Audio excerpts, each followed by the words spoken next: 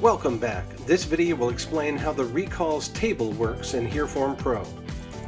There are a couple of ways to get to the recalls table. From the home screen, you can click the table button right here on the left side of the recalls button. Or, let's go to the recalls area. You can also click the all recalls button or past recalls. Of course, the difference would be this will show the table with all recalls, and this will show the table with only recalls that are in the past, from today backwards. Notice this says 45 out of 62, and if I click the pie chart here, it shows me here's some dates that are just blank, and here are some dates that are in the future. So that's the difference between them. But now that we're at the recall table, let's look at some of those features. The table has a series of columns and rows just like our other tables, kind of like a spreadsheet, and you can move these tables around by dragging the top. It may ask you if you want to save your changes, and you either do or don't. So here's the date of recall, the date completed. You may have seen in our other video that for those who do not want to delete an individual recall, you can actually just mark something as complete. There's a button on the last screen for recalls to do that, or you can click this button. Let's just do that as an example. I can mark this complete, and then that date moves over here, not the date that was there, but the date is actually stored right here. And now you see the ability to keep the recall in the system, but as a historical reference, but not have it show up as an actual recall anymore. So that's just something to keep in mind. You can mark your found set complete. If you want to just take all of these and mark them complete, you want to use caution when doing that, because you may not want to do that, and then you're going to lose these dates right here. So please use caution there. Let's look at some of these other buttons up here. I'm going to show all my recalls, or just past recalls in this case maybe. That's the opposite of what I was just looking at. Now I can sort the top by just clicking here and sorting or arranging. Based on that category, sort by purpose.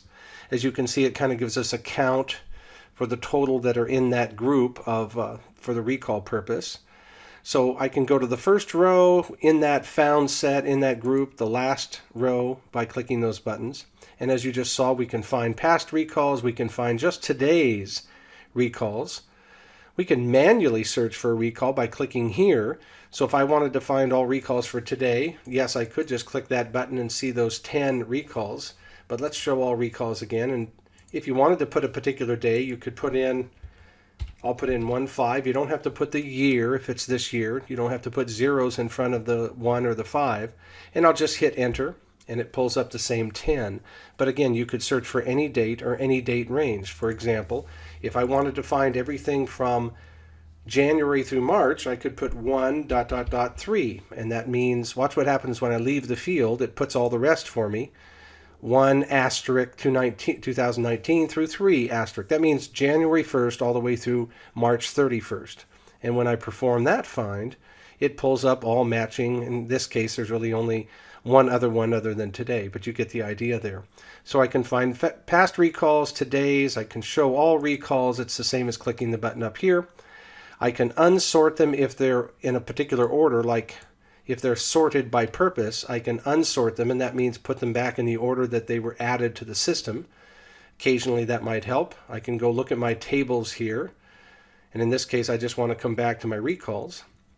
I could delete a recall right from here, and it's the one that has the black or darker gray mark on the left hand side would be deleted if I want to do that, and I don't want to in this case.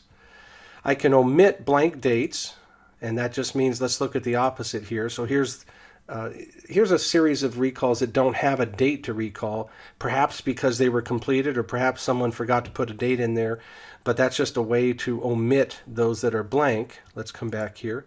We can also omit those that are completed, and let's go back and look at the opposite of our found set.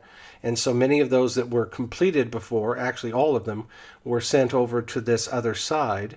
Now they're still a part of the system, but this is just marking them completed. Omitting those that are marked completed. Now, I think we just already covered the mark complete or mark found complete previously.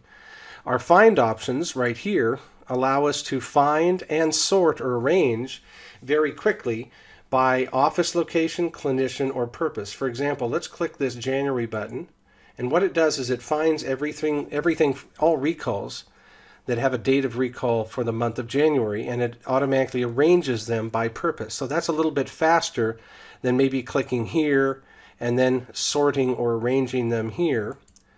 So again, just something to keep in mind. Now that was finding today's, but I'll just do that again. Find all of January, sort by purpose, or find all of January, sort by office location now. Notice that the Boynton Beach, Delray, Palm, and Pensacola are separated. Once again, let's do that and sort by clinician. And now we see clinician AM, JH, JW, etc. So those are some options that might come in handy. It's pretty fast. And you could constrain that first to say, I just want to see, let's do the by office again real quick. We have a lot of Boynton Beach. So let's say I want to constrain this to just my Boynton Beach office. And I want to not click this button because that'd just give me one office anyway. I want to do it by purpose, and you'll see that there's my Boynton Beach offices only, but it's sorting it by recall purpose. Here's my 2 follow-ups and my follow-up 1, 2, 3s, whatever your categories are. So just keep that in mind, that you have some options to constrain it down to an individual clinician or an individual office location. So we can also print that recall list here, or we can print a report of the found set by office, clinician, or purpose. So try those out with a small found set, see if that matches your needs. Hopefully that will. And finally, we can export those, and when you do an automatic export, it's just going to export your found set of recalls here, and it pulls up just a small number because I only have a small number. But let's close that and do it again with all recalls. And again, I can sort those first if I'd like. Then I believe that they'll be sorted. Let's find out. When I do an automatic export, it takes a minute to open that up again. And so it looks like they're still sorted or arranged by purpose. And those are all the recalls I had in my system. So that will work with any found set, in this case all 62, but any found set of records. When you do automatic, it's what we just saw, but Ask Me takes a little longer and asks you, what fields you want, maybe what format you want. Do you want it as an Excel file or maybe something like that? So that pretty much covers all of the buttons here. Go ahead and play around with it.